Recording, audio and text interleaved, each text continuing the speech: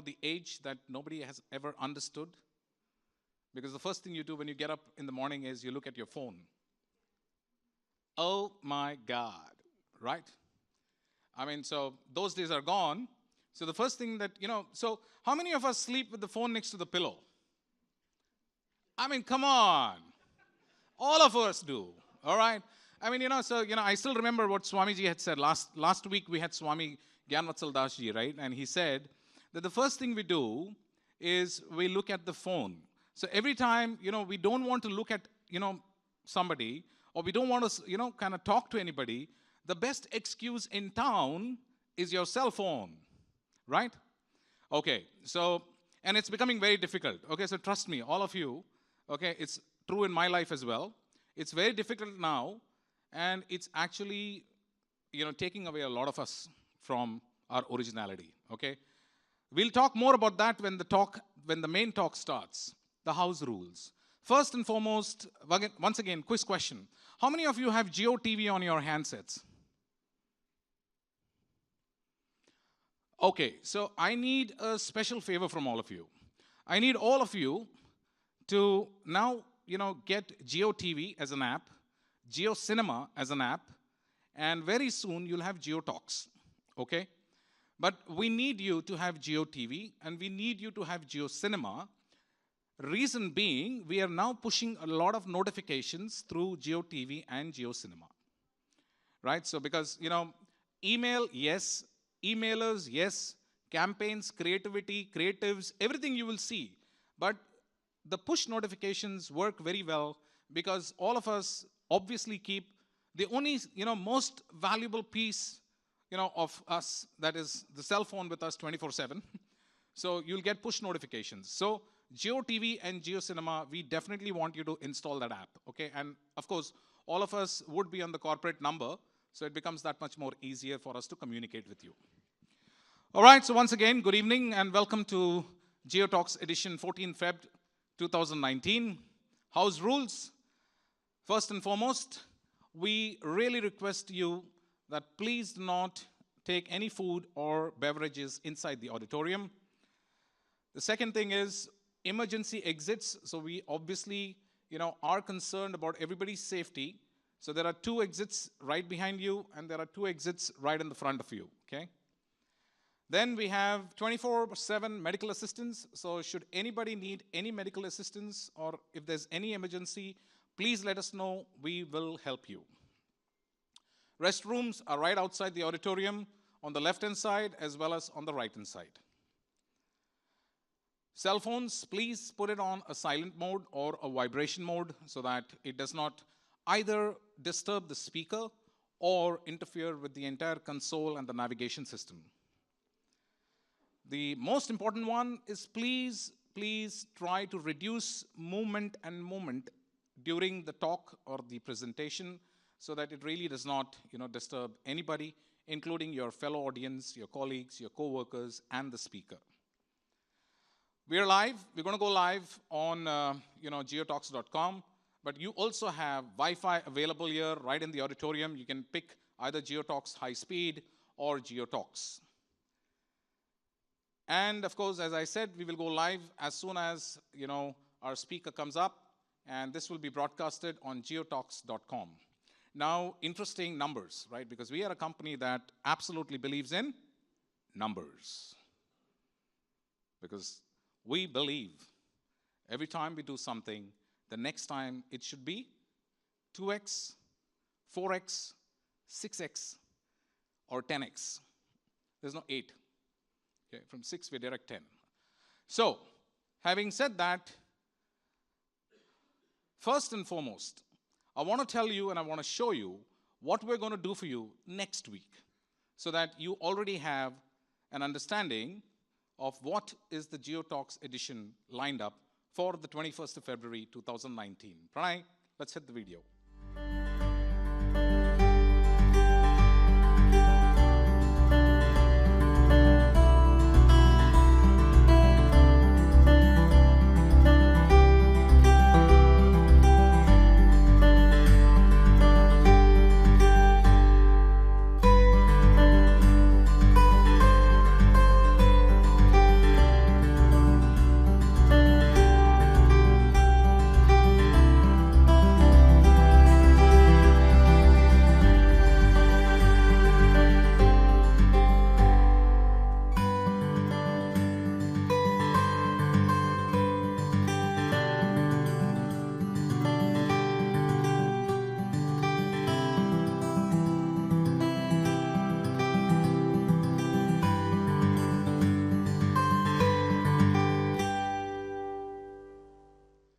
So I must share the story. How did I actually connect with Mr. Rajiv Thakur?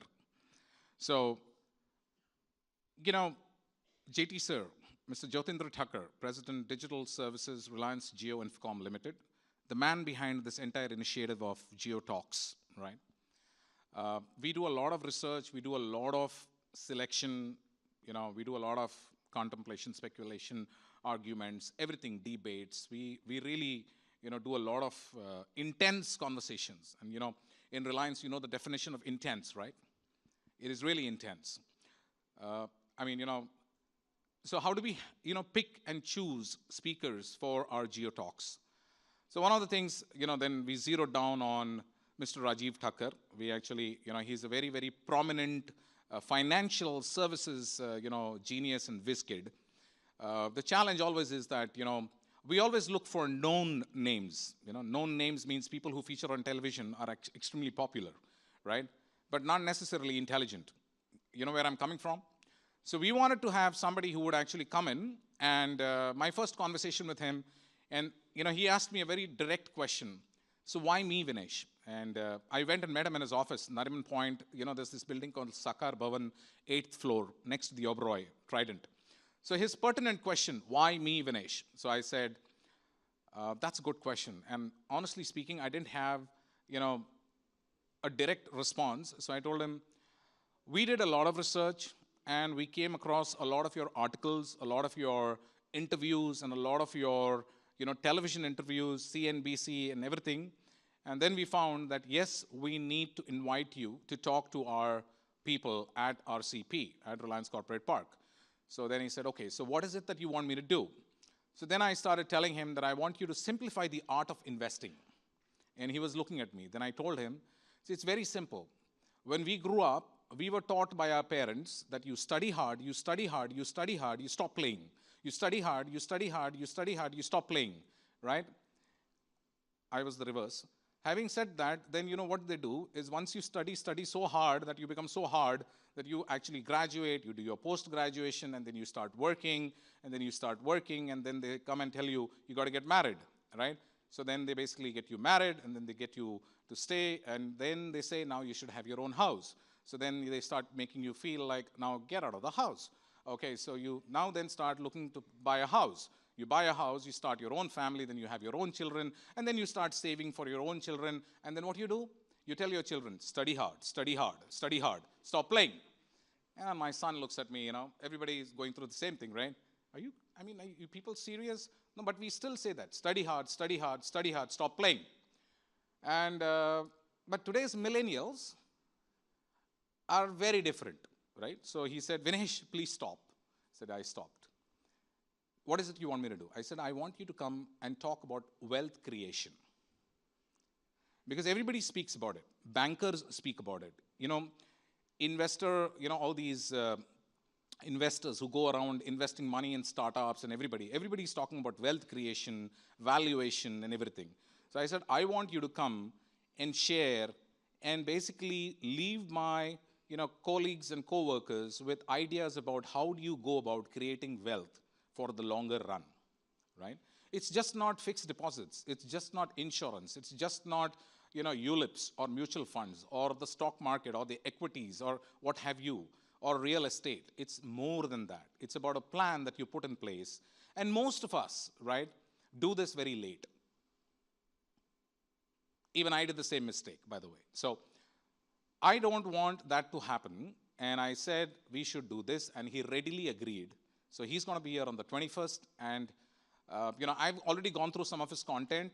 And, some of it, I told him that this is not going to be understood very simply. He said, don't worry. Do you want me to take a classroom or do you want me to leave them with something so that they can go back home and think about it and start looking at it very seriously? I said the latter. I definitely want you to make them start thinking seriously, right? So that's about for next week. Moving forward, what are we going to do today is the question. So a lot of my friends were asking me, what are we going to do today? What are we going to do today? But I just want to share with you one more statistical point, right? Because we are extremely, very thankful to all of you for your support and your cooperation. And this is what is happening on our site.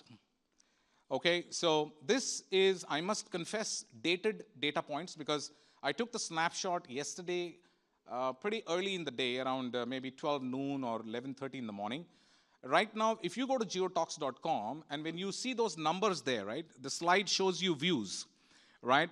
So if you see Swami Gyanvatsal Das, there, learn the skill of work-life balance, this is now crossed 28,200 views. Okay, so I am really, really appreciative and thankful for all the support and cooperation that you people bring to Jio Talks as a platform. And we want your continuous help to drive this in a very, very positive manner, right? So if you look at it, the views are going up. So I will definitely want and encourage you to go visit JioTalks.com, okay? And, spread the word, spread the good word, because our goal is to basically take this to a global level. We are not going to stop here. We're going to make it the platform and the initiative for a lot of people from across walks of life to come and speak here. In the bargain, we learn, we share, and we make it available to a lot of people across the wire or through the internet, right? So this is something that, we are definitely seeking your help continuously. Okay, so let's do a little bit of preparation before we invite our speaker of the day. When something bad happens, okay, on the left-hand side, right, we basically get into a very known mode, which is typically the defensive mode, right? I mean, typically we get into a shell, okay? So we are left with, multiple choices. We become very cynical, we become very negative, we become very, inward, and we lock ourselves, and we just keep on saying, why is this happening to me, And we get into a very victimization kind of a mode of living, okay? So if you read what is there on the left-hand side, when something bad happens to you, you're left with either it can define you, it defines you because your characteristics change, your behavior changes and everything. It can also destroy you, by the way. So very dangerous, right? Or you can let it go, okay, and just become more stronger. Okay, so now letting go is the most difficult thing for any human being. Okay, so, it's very easy for me to stand up here and say, let it go. Okay, say no. I don't do the same thing. I do the same thing that you people do.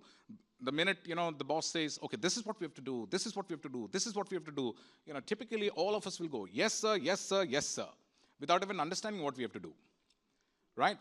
Because that's how we have been brought up. That's our culture, right? I mean, we respect elders, we respect our seniors and everything, right?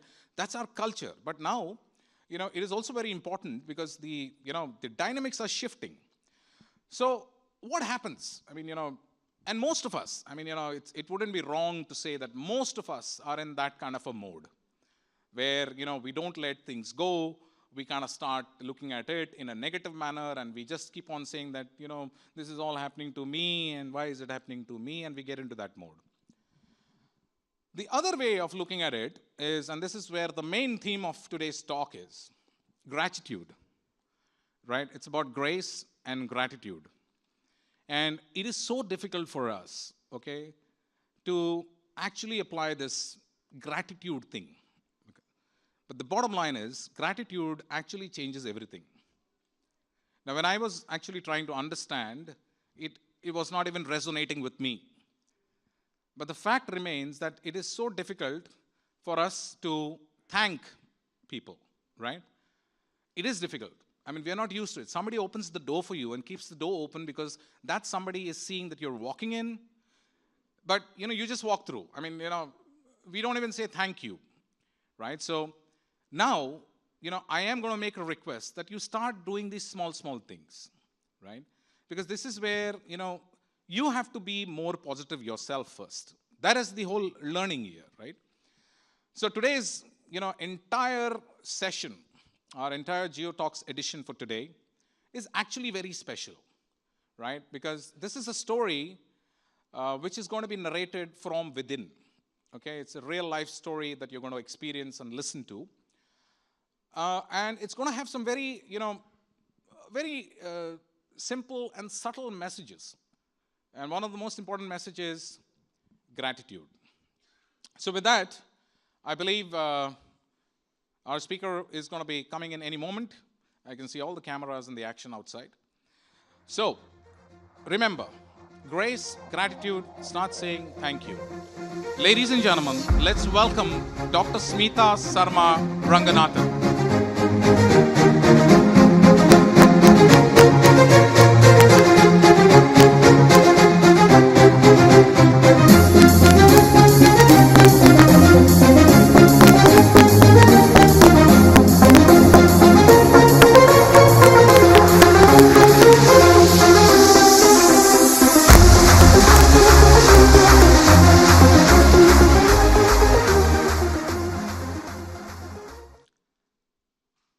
16 plus years of experience as a brand communication specialist. Her focus areas are marketing communications and brand building initiatives. Right? Very enthusiastic contributor to writing as a columnist for the Economic Times, the pitch of marketing. Very passionate, in everything that she does. In the field of training, project management, process definition, consulting, writing, I mean, this is all her passion, right? She's also a classical singer. And as we were driving back from the airport to RCP, she did mention very candidly, but I don't remember when was the last time I sang. Her maiden case study was on brand extension, and it won the national award for the National Case Study Contest, right? She's the winner of 2 awards. One is the Best Case Study for Emerging Startups, and also the Eastern Bhumika Iconic Award. Passion for creativity, brand communication. The best part is, after all of this, she's now a teacher, profession as a teacher, and she believes in one very important sentence which I had to make note of. She says, only if you believe it's a big, beautiful world out there, can you say that life is beautiful. Only if you say that it's a big, beautiful world out there, only then you can say that life is beautiful. She has recently started a small venture called Brand Looms, and I would encourage each one of you to go to brandlooms.com. She helps and supports small artisans across India, and believe me, I spent a lot of time on brandlooms.com, and I learned a lot for myself. I would really want you also to go visit the site. A mother of 2 talented kids, Ritvik, who's in grade 10, and Ahana, who's in grade 4. And I could actually go on and on. So words, can just go on and on, accolades to follow. But here is something. She's actually a highly talented woman who has handled and balanced all roles, as a mother, daughter, teacher, learner, and entrepreneur. So without any much further ado, let's welcome Dr. Smitha Sarma Ranganathan.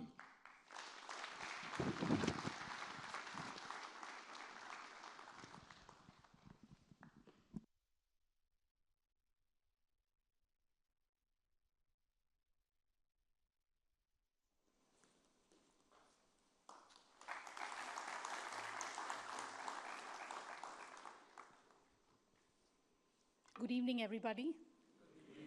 Thank you for inviting me here. It's wonderful to meet the Jio family. Now, thank you for the generous introduction, Vinesh. Honestly, it's very overwhelming for me to be here because 3:30, 4 o'clock is a suicidal time for me when you're a teacher, because that's when the magic of last night's Netflix kicks in. All right, so I often lose to Netflix and Amazon Prime with my kids going back to sleep, and I teach at the postgraduate level. So it's highly overwhelming to see this, this enthusiasm. I'm here to actually share a slice of life that I have gone through. I don't intend to be preachy about what I'm going to say. Neither am I going to be handing over tips of 3 ways to successfully, live your life or something like that. I think I continue to be figuring it out myself every single day. But I'm really happy to share those moments of my life which were very defining for me. And I'm hoping that at some point of time, some of us either connect with it or know somebody who may perhaps benefit from it. With your permission, I'm going to take a minute to render this prayer. Purnamadam, Purnamidam, Purnat, Purnamudachyate, पूर्णस्य पूर्णमादाय पूर्णमेवावशिष्यते ॐ शान्ति शान्ति शान्तिः.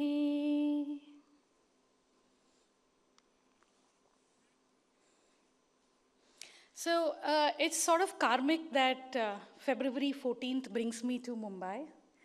One of the key things is I spent a whole lot of my childhood in different parts of the country. However, specifically, I was in Mumbai during my adolescence. So this was the city which taught me how to fall in love. So I graduated out of St. Xavier's and I did a part of my colleging at Somaya as well. Given those, the very air, the nip of air or breeze in this city is very, very nostalgic to me. So I'm really grateful to be here. When I first got a call from the wonderful team out here, I was just figuring out, initially I thought it was a prank call from one of my old students out here. Maybe it's a sweet revenge after 12 years of giving them a tough time in class. Because I often get invited over to speak about maybe possibilities in marketing and maybe digital as a strategy. Not so much about what life's taken me and what I've learned from it. So when I was thinking about what exactly should our conversation today should be about, I was thinking maybe it's about the very brand that you stand for, which is, I think Jio as a brand to me, whenever I speak about this brand across my international schools, I talk about the mere dream of democratizing possibilities. Because I think value creation is in your DNA, each one of you. So I think there's very little scope for me to teach marketing. But I think you stand for a dream of democratizing possibilities, and that's the brand that I personally connect to in my life too.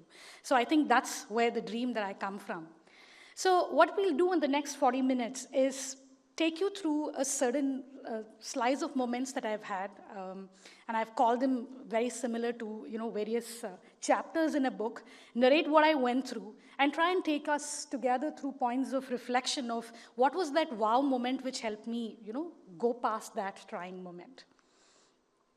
So my first chapter is called Perfection.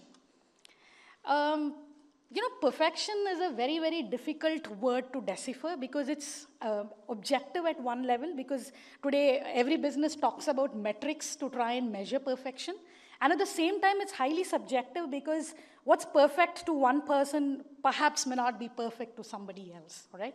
And I personally think, okay, before I get past this slide, I need to give you a couple of disclaimers. One is everything that you see in the slides that follow are completely based on true life incidents. So they're not just coincidental, they are based on true life incidents. Second thing, every incident that I'm trying to bring up here, when we do case studies, we write this disclaimer, which says they are not meant to either show you an efficient or an inefficient handling of a situation, but they merely serve as mirrors of reflection.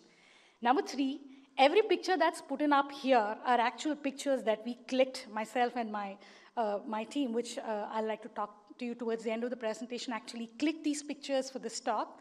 And in the whole process, no human being, animal, children, or even dolls were injured in the process, and we treated each one of them with tremendous love and respect, all right? So you'll see a whole lot of visuals that will come up in my pictures.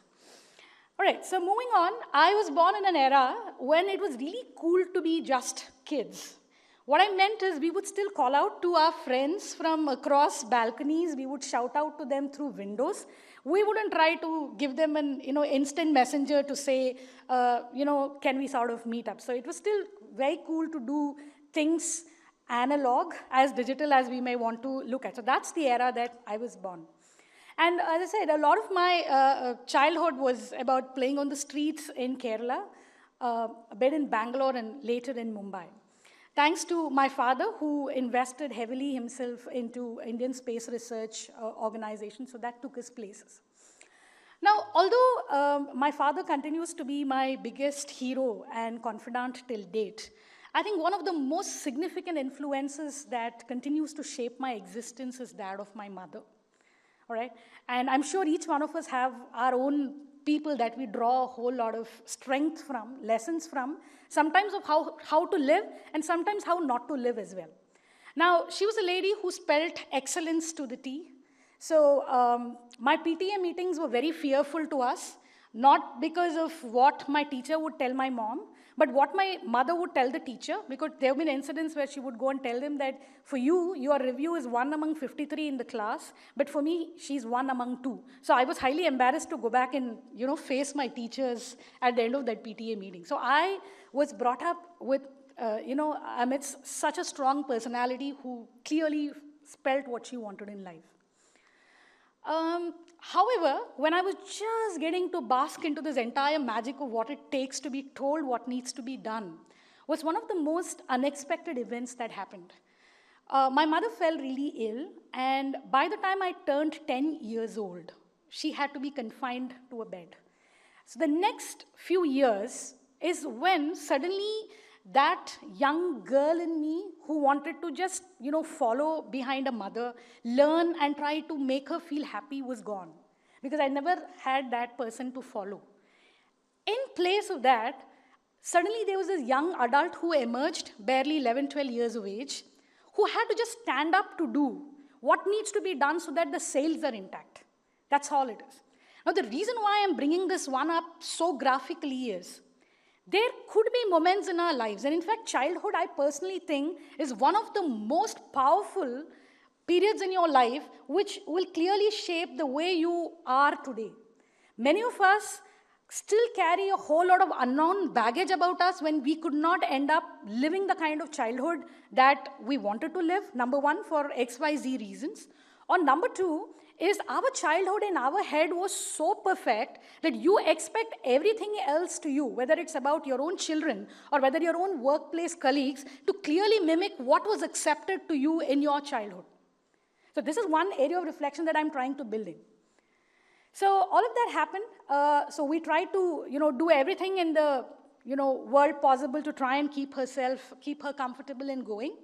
Now, it took us 13 long years of this struggle, when at the end of this whole journey between hope and despair, one fine day she decided to call it a day for herself.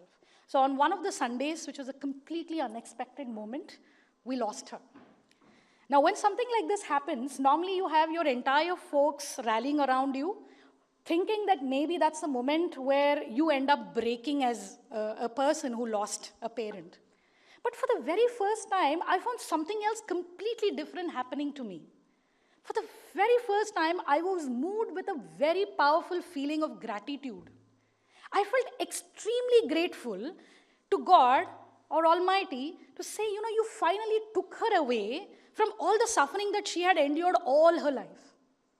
Now, at that age, I don't think I had read enough, I had met enough wise people to have this moment.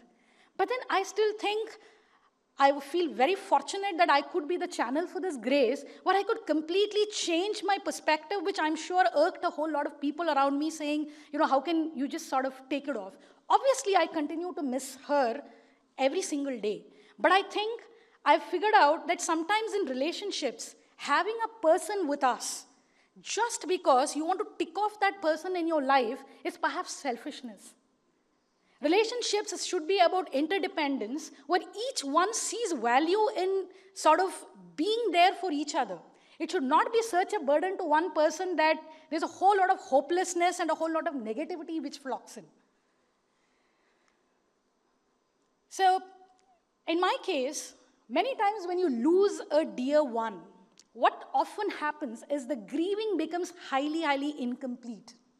And when the grieving becomes incomplete, you tend to carry these lumps through you, which manifests itself in your other personal relationships, and also in terms of the kind of relationships you tend to make at work and other facets.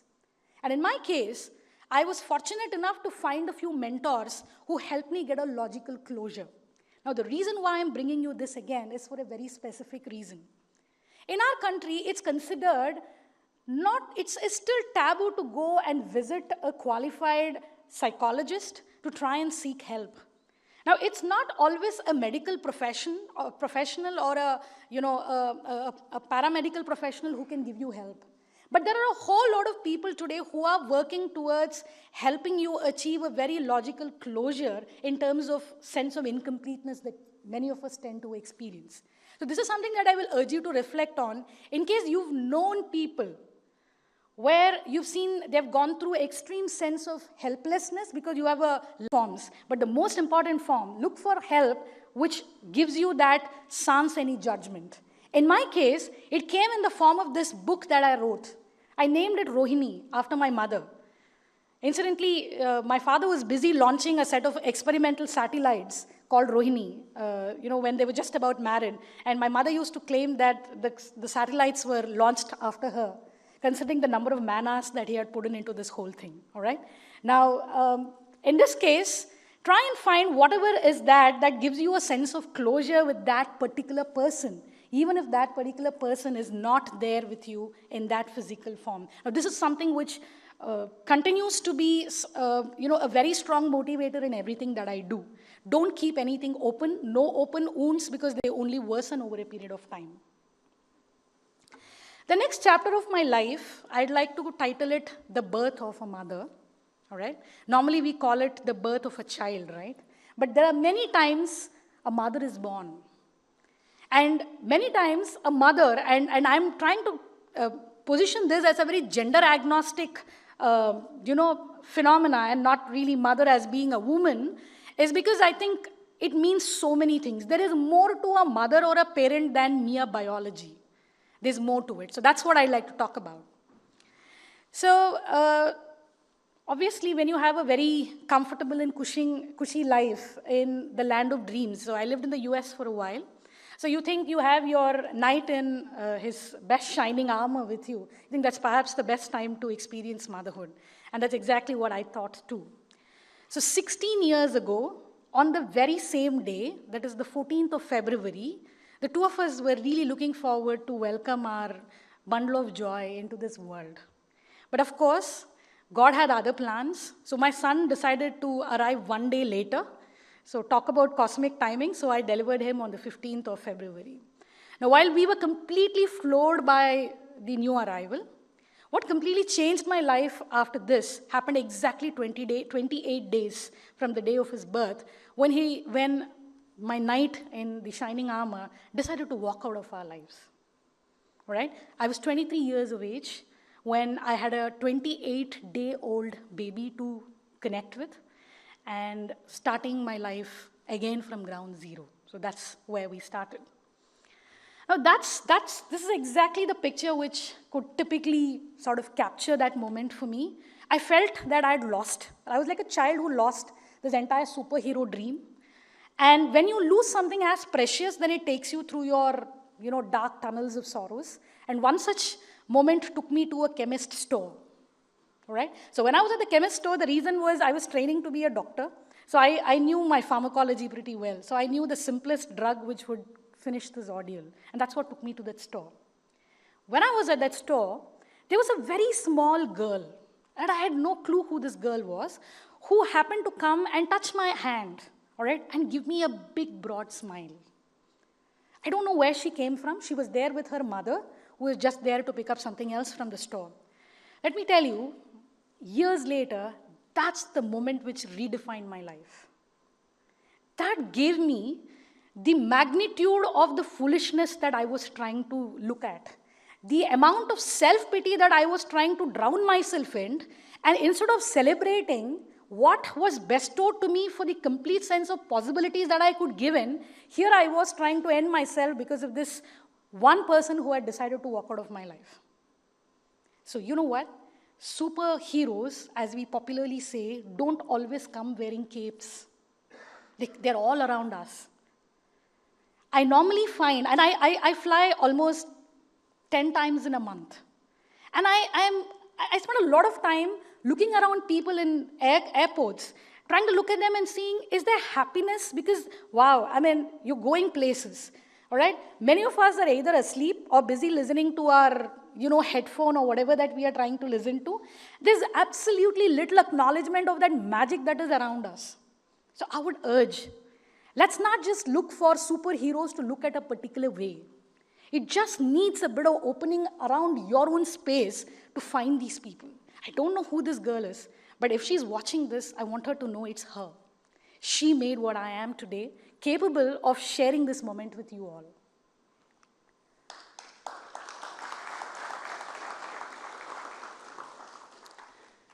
So those of us who've gone in ever to a management school, and those of you who have not, you've not missed much in life, we talk about something called the Maslow's hierarchy of needs, all right? So those of us who did our MBA program, when I've learned for only 10% of my syllabi, my students normally bet on that hierarchy because they think 60% of the paper can be answered by talking about some need in the hierarchy. What it basically talks is a pyramid, where it says human beings tend to have needs at various levels. At the bottom of the hierarchy is where you have your most basic physiological and security needs, and to the top part of the pyramid is where you will talk about needs such as self-actualization. Right? Now, if you were to actually plot where motherhood lies, you will find motherhood typically can be plotted into that sacred space of the top of the pyramid where it's all about self-actualization, where you are willing to give everything that you've got for the well-being of the one that you conceived, quote unquote. Conceived here is not necessarily a child. It could be an idea, it could be a project, it could be anything on Mother Earth that you put all your energies on, where you think the outcomes of this should be better than what you are worth of as an individual. So that's where motherhood or parenting comes in. But when I started my life, post this event that I was just talking to you all about, obviously, I was at the bottommost part of the pyramid, where I started my life with $2,500 in hand. That's all I had. So the first question that I had to ask myself is, one, what is it that I'm good at? And the second question is, what is it that can get me paid enough to fend for myself and my child without really reinventing this wheel? So I didn't really go to prepare an elevator pitch, which most of our students are taught today to say, tell me something about yourself. In fact, I want you to know, when this question was asked to me, tell me something about yourself, I just remember I had zero identity. So the I story in my topic is about an I which was built consciously with a whole lot of grace and gratitude. And today, I have half a dozen kids who are sitting in for Google or Spotify or for a Mahindra interview who would ask me this question. Ma'am, when a recruiter asks me this question, tell me about yourself, what should I speak? So when I'm talking about the fundamentally low part of the pyramid, which is about fending for yourself, never try to write that off. Say that this job for me is only about money. No. Please go back, look at it with gratitude and say, this is the job which gave me what I could not have achieved otherwise. And looking back, that's what advertising did to me. I met some wonderful people that I worked with, all right? And I learned a whole lot on my job, because today, if you ask me to do anything, I will not think twice. The whole question is, how should I do it? My question is never, should I do it or not? And I think that's the fundamental seeds of entrepreneurship that each one of us in our organization are trying to cultivate. So it's not just about role definitions. It's about going beyond role definitions, because the kind of roles that I am maybe training my students are for those roles which are not even invented. Or the people that you all are recruiting for your teams are not yet invented. So I think it's important to fundamentally ask this question of, how can I make a difference? And what is it in me which makes it worthwhile to make this difference? So, of course, when you're in this kind of a situation in life, when you really need to earn to make that money to have your next meal, obviously it's a sense of compulsion. And it can be a very strong motivator. But beyond a point, if you want to convert that moment of compulsion into that of choice by free will, it's all dependent on the quality of the conversation that you tend to have with you. And I think I'm glad about the kind of conversations that we could have. Conversations where there was only one focus: value addition to the organization, value addition to the team, and value addition to myself as an individual. The other area that I'd like to point out is, many times when we end up becoming parents or caring for anybody in our homes who need our time and attention, Everything that you were passionate about tends to walk out of the window. Please acknowledge you are a mother, you are a father, but you are not only a mother and only a father. Unless you consciously nurture that side of you which made you what you are, you will be very mediocre parents. Mediocrity, I know is a very strong word, but if you really want to live up to it, to your complete possibilities, never forget that child in you. Never forget the person that you were before you became the parent that you are right now. This is one of my favorite visuals. We call it the moment of truth in marketing. That fundamental interaction with a customer which gives a very strong message to a customer about what the company stands for. My moment of truths to me have often happened whenever I've seen an aircraft landing. Because when you're on an aircraft ready to land, all right, and you buy a window seat, you're actually thinking of the whole number of interactions that lay ahead of you in the day. The number of calls to answer, the number of emails to make, the kind of presentations that you want to make. But if you actually decide to disconnect for that very moment and instead look at the life forms below, you will realize how insignificant each one of us is in the magnitude of this entire universe, and here we are trying to run our entire life with ourselves as the focal point. The only way you can really afford to make yourself the focal point is when you are willing to invest in those energies which are truly capable of making a difference. So this has been my moment of truth, and I go through this every single time I'm on an aircraft, which is almost every other day. Now, there's a reason why I brought this visual in. This is my pet. We call him Sherlock. He's a Saint Bernard who's just about to turn 1 year old in the next 15 days. Now, when we are in our jobs, especially as leaders, as thought leaders, or anybody who's trying to lead a team, we seek and try to personify perfection. Now, I think this whole concept of perfection itself is an illusion. Because one, we talked about the objectivity and the subjectivity side of it, number one. And if you actually want to be very truthful to yourself, you'll realize that the most not so, happy people to be around are those people who bring themselves out as being perfectionists. So I want to ask you this question. Are we misunderstanding perfection to be that path which leads you to greatness? Or do you think there is greatness in accepting imperfections gracefully and trying to take those conscious strides in your whole journey such that you can live up to the maximum of your possibility? And I think that is exactly where I come from, where as a parent, as a mother, I have started not focusing on perfection anymore, but on progress. The delta X in terms of improvement is perhaps what leads us to the X factor. And why is this picture here? As a parent, similarly as leaders in your respective teams, many times I think we should have the heart to learn from us who come with lesser amount of experience than us. I have learned to learn and accept from my children better. Or else, there is no way can you explain a person who was scared to death about dogs, adopting and doting over this guy. So many times, unconditional love and acceptance is something that you can also learn from people who are younger to you, who on the face of it come with lesser amount of experience. So I think perfection is about understanding nothing is perfect and imperfection comes with its beauty. The next part of what I wanted to talk to you is called the finding. I'm sure each one of us deals with a whole lot of noise in our lives. Now, the beauty of this whole thing is when you know which kind of noises do you want to mute in your life is when music begins to flow. One way to look at this is, again, by looking for inspiration around you. Now, inspiration does not need to come in the form of that WhatsApp forward, which many of us have started disliking big time, or in terms of that wonderful viral video. There are a lot of things around me which many times have inspired me. I want to quote one such example.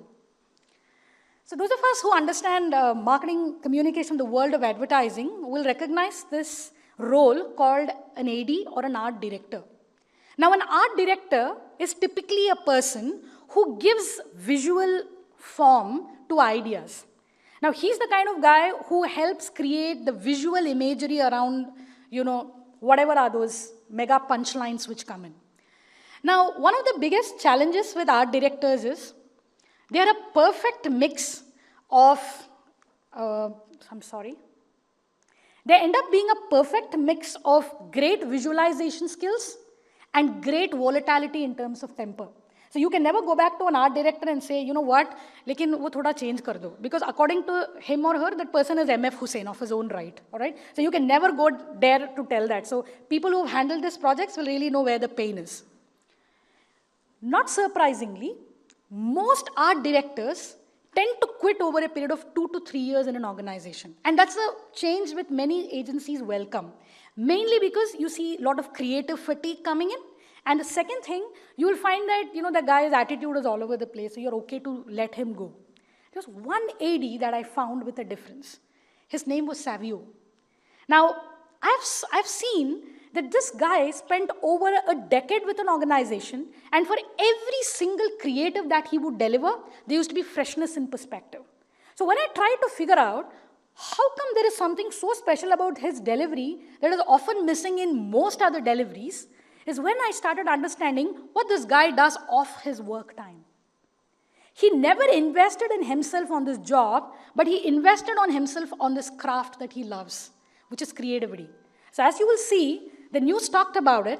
So he would be a part-time Mumbai crime scene sketch artist, the kinds that you see in movies, and I actually happened to work with one of them. He also ended up sketching those larger-than-life images which would go up on restaurant walls, at homes, not really motivated by money, but by the sheer possibility of influencing somebody's moods in life. And also, the one which has actually got him international fame is the guy learned tattooing. So if you look at it, the fundamental passion that he was mining into is his own passion for his craft. But instead of saying, I want to now start making better, creative output, which came in as a splash screen or as an ad, he says, now let me start reusing the same thing across different platforms or forums, right? Now, this is what introduced me to a most celebrated Japanese concept called Ikigai. Now, Ikigai, some of you must have heard of it before. It's a Japanese word which, when roughly translated, means the central reason for my being. And we say that your Ikigai moment is such that it is an intersection of 4 realities. What is it that you are good? What is it that you like to do? What is it that can pay you? And what is it that the world needs now? And when you figure out where the 4 of them merge is exactly where your Ikigai moment is. And I was fortunate that I found my Ikigai moment in teaching. I was talking to Vinesh this morning when we were just coming by. When I was back there in advertising, where I used to be part of a recruiter panel, and I used to be any candidate's worst nightmare. The reason is I would find my candidates so ill-prepared for an interview. The interns that we all deal with.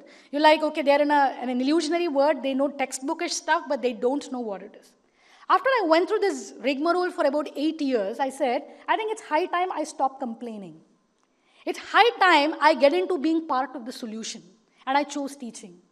Ever since then, I've been part of the solution rather than being, the cribber of a particular problem. So I tend to teach electives on marketing and advertising across places. And I want to talk to you about a very, very special moment in my life as a teacher, which I would like to call the teacher-mother continuum. This is what increased my commitment to this entire profession. If you think back on your own specific points, you will find there would be people in your life, in your team, who would have recognized you as a mentor. That went beyond being, just a boss or a leader. I'm sure there are those special moments in each one of our lives. There was this boy in my class Okay, incidentally, there are two sacrosanct rules in my class, which anybody who's been there in my class knows. So my opening slide of every class is about honor and humility. So every single person in my class has a voice. However, grammatically, he's a nightmare, and however, he doesn't sound intellectually bright, but he has a voice. And his voice needs to be heard in an uninterrupted fashion. Given this context, there used to be this boy in my class who used to stammer. So considering there was this imposed rule, he obviously got to speak almost in every session of my class. So over a period of time, we saw that his understanding of the content was better. The last day of the class, of the semester, it was time to say goodbye. And I would normally request people to give me an anonymous feedback saying, it's okay, I'm not going to spot who you are based on your handwriting, but tell me, what did we do well? How can I do it better the next time? And there was this boy who got up and said, I don't want to give you an anonymous feedback, but I want to give you an on-your-face feedback. So I said, yeah, come on. He said, I never stammered as a child. But I started stammering when I was in grade 6, and that's when I lost my mom. Suddenly I felt there was absolute insecurity which was enveloping me, and there was nobody that I could listen. There was nobody who could listen to me, and I think this is where I started to stammer. And he said, for the first time, whenever I came to your 30 sessions of your class, I felt a sense of deja vu of acceptance. Sometimes I feel just listening to people, acknowledging them what they have to say, even if it's not about intellectual brilliance, plays a huge role beyond what you and I can even fathom on what it does to their lives. Please listen. Please listen with empathy, even if it's a very unproductive conversation for you, because you don't know what it is for the other person. The last that I heard from him is he's heading operations for one of the largest private sector banks in India.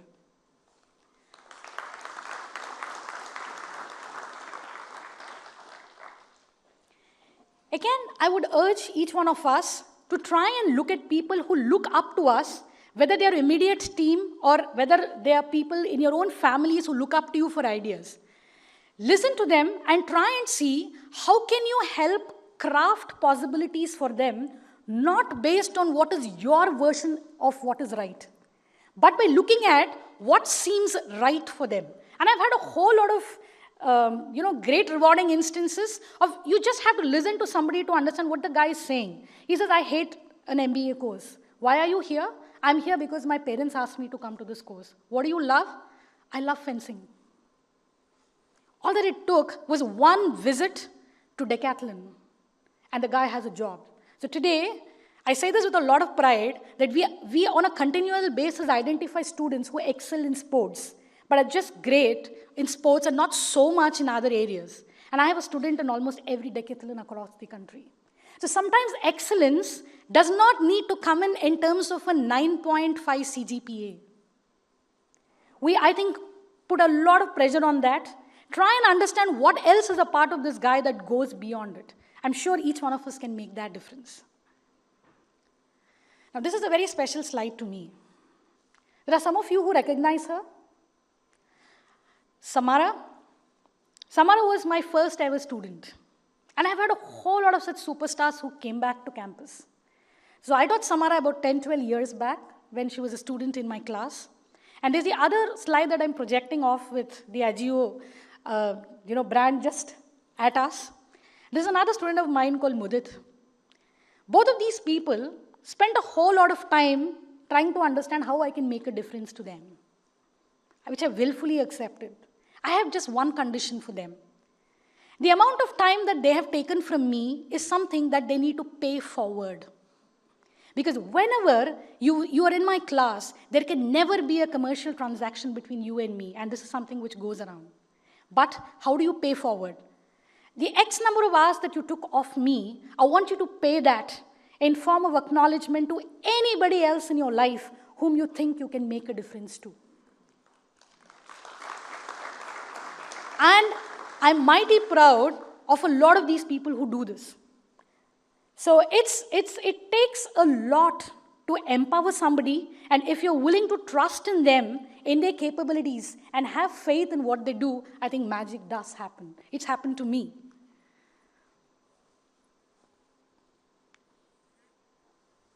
This is the last part of what I would call my reflections that I would quickly sum up.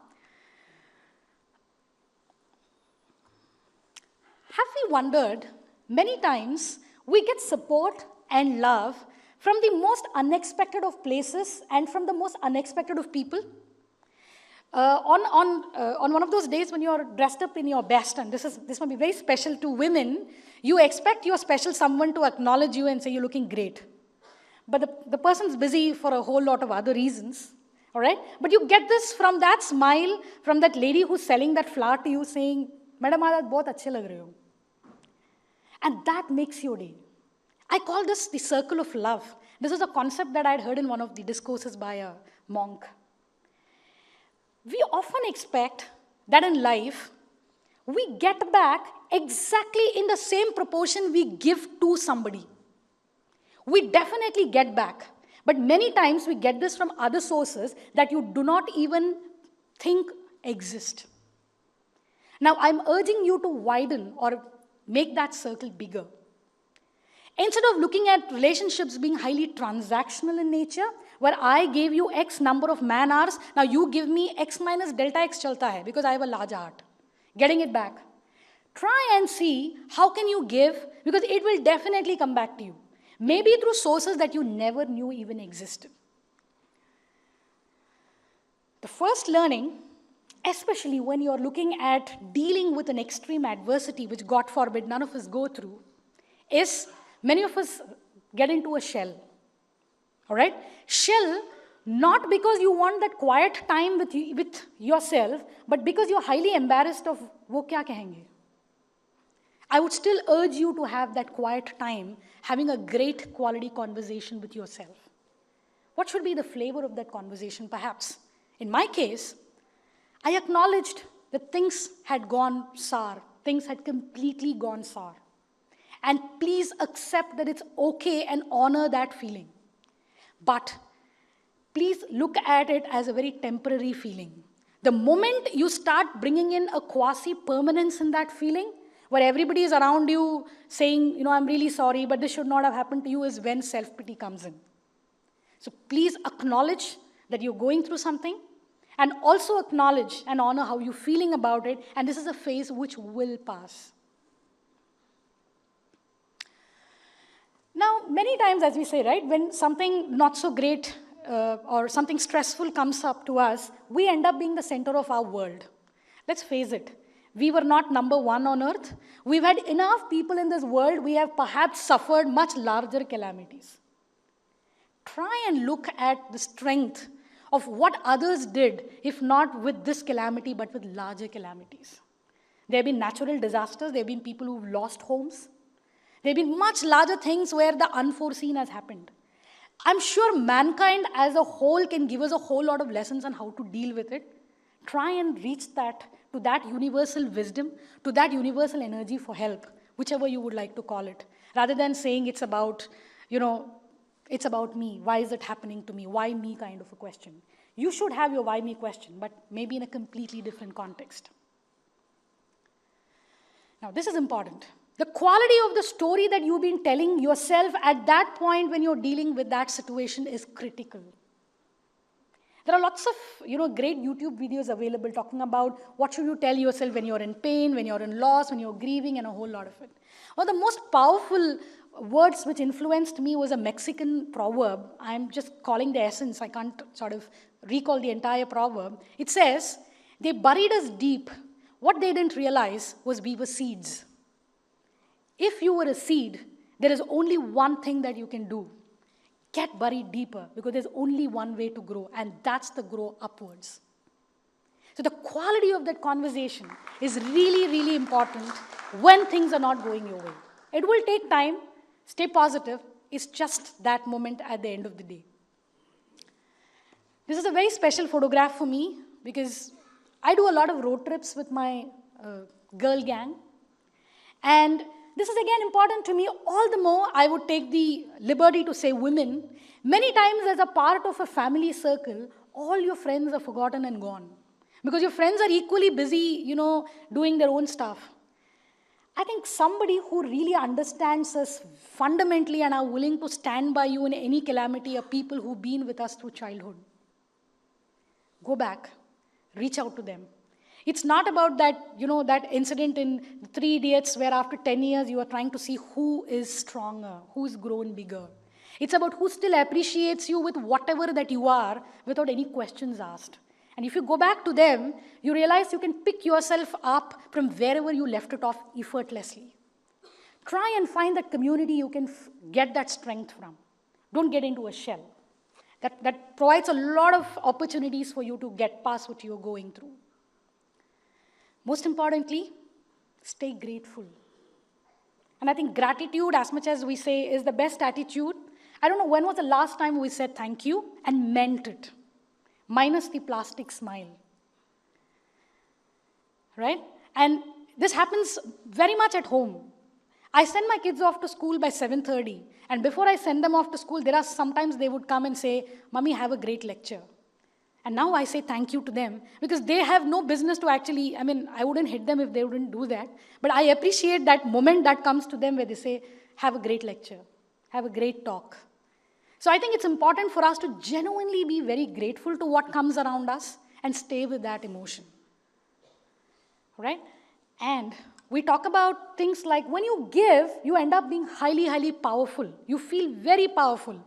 Now, when we say give, you end up getting into, again, a math equation, saying, मुझे अगर भगवान इतना देगा, तो मैं इतना percentage दूंगा. There is a difference between greed and abundance. I will urge you to seek abundance. When your abundance is the center of your conversation, you will look for outcomes. And outcomes any day are greater than incomes. When you chase the outcome, income has to follow. So try and make it a habit to talk abundance in every sphere of your life, and you will find grace will follow you. As I said, it's very, very important to personify and stand for the change that you want. Like, for instance, many parents, again with growing children, will realize there's an addiction called PUBG right now. Right? Now, we find it highly distracting, and we keep saying, get off that phone, get off that system. I think many times I need to ask myself this question, how compelling I must have come across in front of my children when I'm always logged on to my cell phone when they're trying to have a conversation with them. So when you say, no cell phone for you, I practice digital detox. I have a long way to get there, but I think it's very important to set that intention right, to say, try and personify whatever that you want to seek with them. It can't be because you consider yourself at a higher plane of command. You can demand, but you can go your own way. So even today, when I have a lecture, I'll reach my class 7 minutes before time. That's my sacrosanct time. I will check the projector every single day. I read through my notes every single time, even if it's the 64th time I'm reading a course. If I don't do that, how do I expect my guy to come having read his case studies? So please personify whatever that you want to see in your own world. This is, again, something that it really moves me. I think the two most important days in our life are the day that you were born and the day you realize why. And for me, it was on this very day, 16 years ago, why I realized my why. And I think the day the mother was born was the day I realized this is the clear reason why I had to go through everything that I went through to become what I am. Please actively seek your moments of why. It doesn't need to be enveloped in so much of, powerful tragedies or, such life-changing moments. I'm sure each one of us have a lot to go back to, reflect upon, and make a whole lot of difference in our lives. Can I request the AV team to play that video for a minute, please?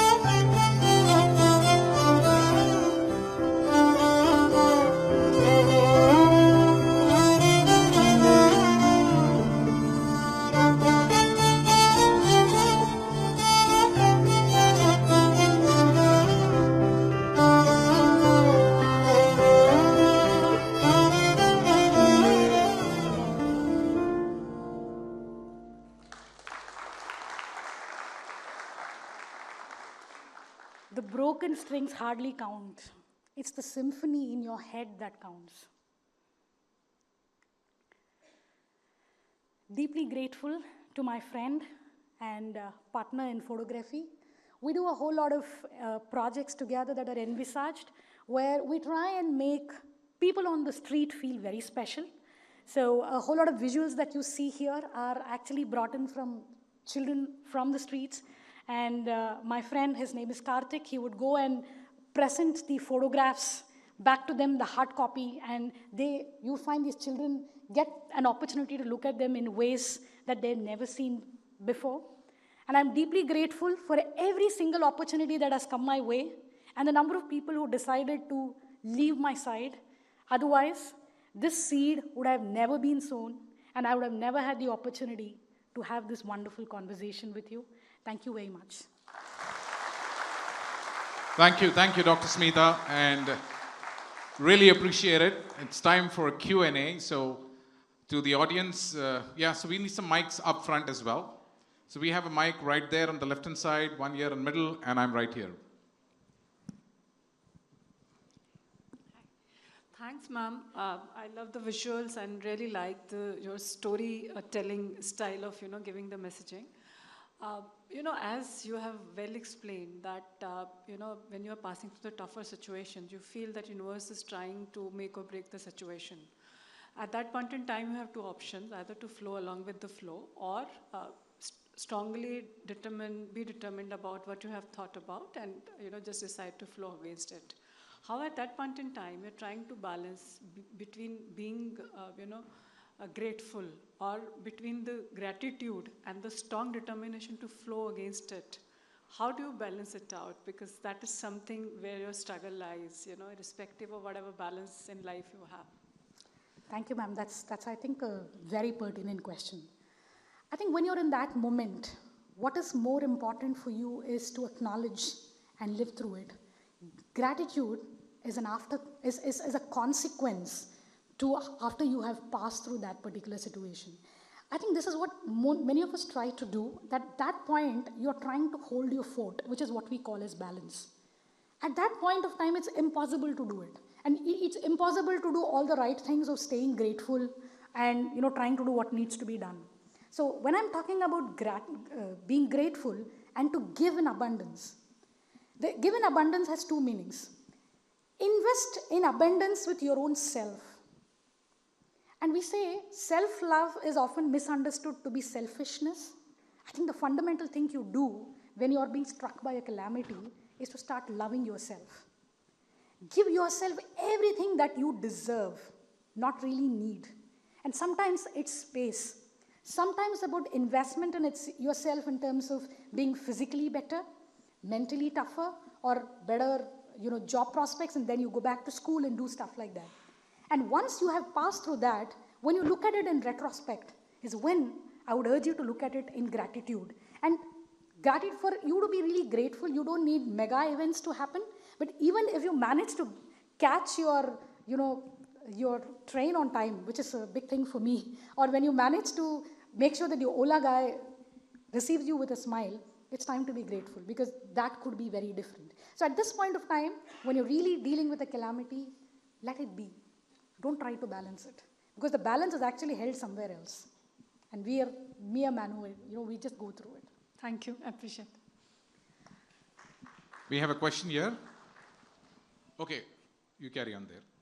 Ma'am? Yes. Do you believe in any guru?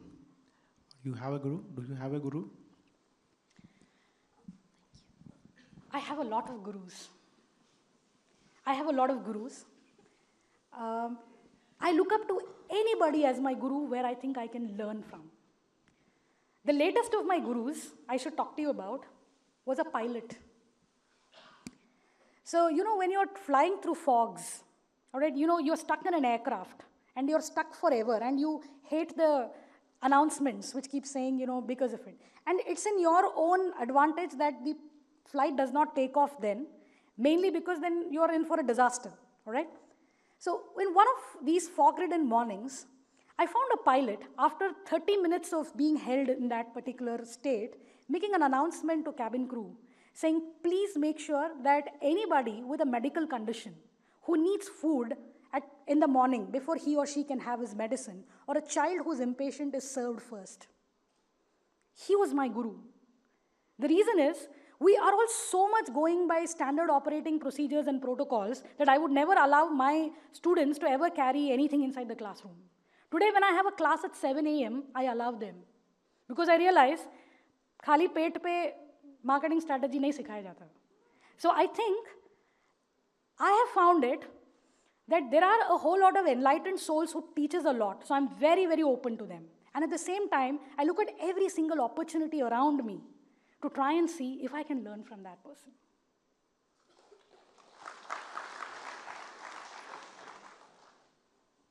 Thank you very much, ma'am, for your great story.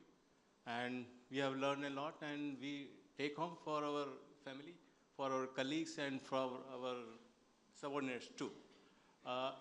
I was patiently hearing to your story. In that, you have never uttered a word fear. I have attended a number of seminars where fear, failure, all those things comes very often. But I couldn't understand now. Please decode that strength, that fear word is not there in your dictionary.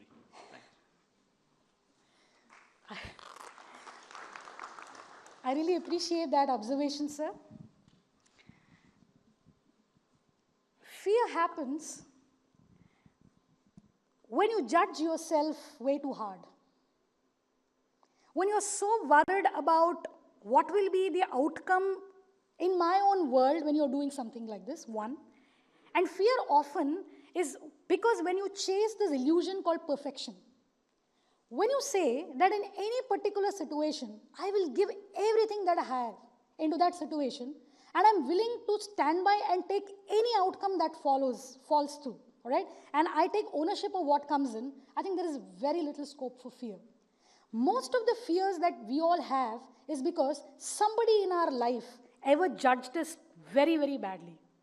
That person often is somebody who is very close to us, because that is what sort of made us feel really bad at that moment. We don't even remember that in our life, but that's the feeling which decided to stay back. And I think I've consciously moved out of that, because I think I'm willing to take ownership of when things don't work, because I think I have nobody to answer to except my own self.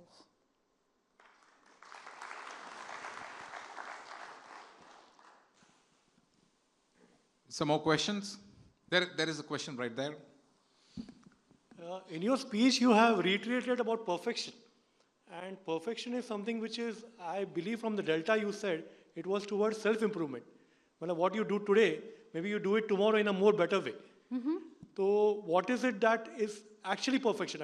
As per me, there's nothing perfection. There's always imperfection in what you do. And tomorrow you do something which is more better than that, which can be achieved but is not achieved. Those were absolutely the thoughts that I echo. I do not believe in anything called perfection. And I think the whole concept of perfection itself is an illusion, which is set by somebody else. So I completely echo with your thoughts, sir. So never did I say perfection is one particular point which you chase, but it's a sense of progress that you need to be. I need to be better than what I did yesterday. I think one way to do that is, I think this is useful to share, is try and find things that you've never done before. Like, for instance, how do you mark progress in my profession, for instance? I try and learn a new skill every year. Before, in my summers, I'm learning a new skill. So last year, I learned swimming because I'm dreadfully scared of water. So I was the worst swimming candidate in my class. What it gave me was empathy. I know when there is somebody in my class who does not understand the content like the way he's expected to learn, I know how that person feels. This year, you'll be surprised, my son and me are going back to learning boxing. Because boxing is not what you will expect a 6-yard patola-clad sari to be, a woman to be doing, but I'm taking that up. The reason is, I want to know what it takes for somebody to get out of their comfort zone. So for me, perfection does not exist. But it's about doing something and giving it everything that you have so that you are better than what you were yesterday. So I completely echo your thoughts on that, sir. Rather, there's a question right there, right up in the front.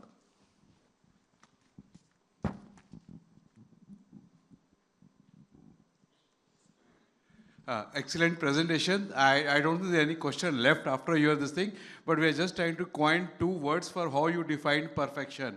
अगर it is in Hindi, अगर कल से बेहतर नहीं आज तुम, तो एक दिन की दौलत हुई तुमसे गुम. That's what we thought can be defined as perfection. Absolutely. Thank you, sir. Question right there.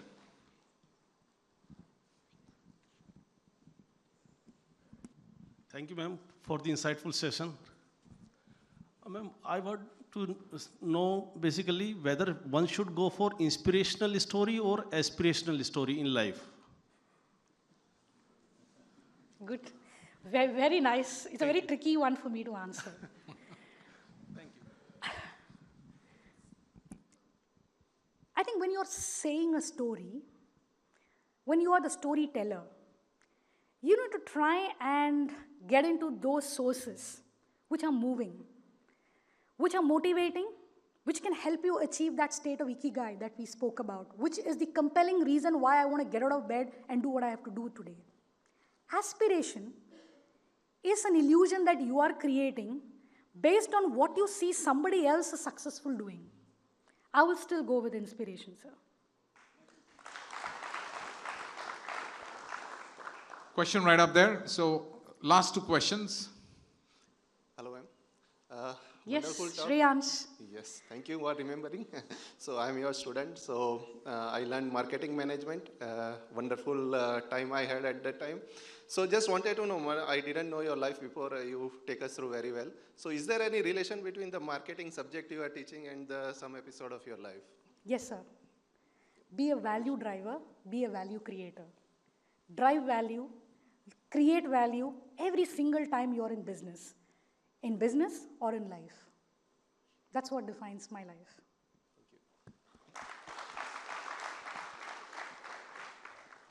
One more question. Okay, I have a question. So, Yes, sir. in the morning we were discussing and you were telling me about the Reliance brand and specifically the Reliance Jio brand. So can you just elaborate and share it with the audience what you were actually narrating to me when we were driving from the airport to the corporate park? I love to do this because normally so I teach across countries. So many times when I'm teaching out of the country, maybe I'm teaching in Singapore or in Sydney, I have a multicultural audience. I may have anywhere between 6 to 16 nationalities in class. And when you're trying to teach them business in emerging countries, it's a challenge because if I can't go and tell them Thanda matlab Coca-Cola, I mean, they're all looking at me like, what is she talking about? So you need to really take your pitch which goes beyond it. But I still very consciously try and make an attempt to bring the success stories of great Indian dreams. And Jio often features in that because when we talk digital, all right, people have a very, very myopic idea of what digital is.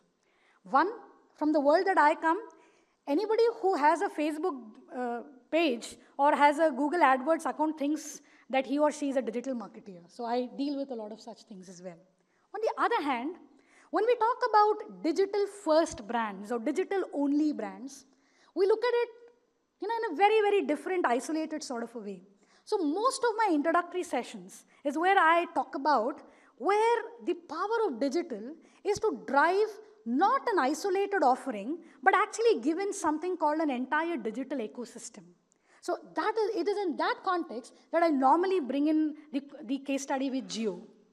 Now, when you're talking to an audience in Singapore and you say Jio, then obviously they would ask you, what does Jio mean?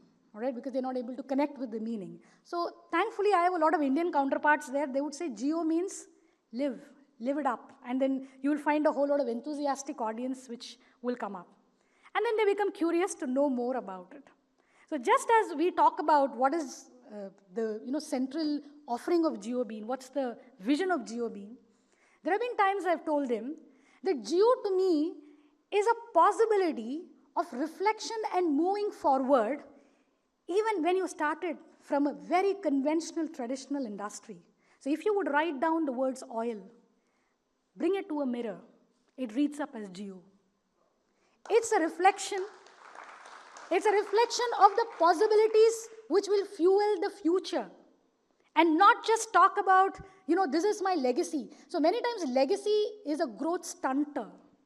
For me, Jio is a brand which I always talk about, and I think it's very, very karmic that I'm here today talking to the Jio family, the same thing that I talk about in my classes, because it's an inspiration for me of how do you move ahead despite having such a legacy, because you're so forward thinking.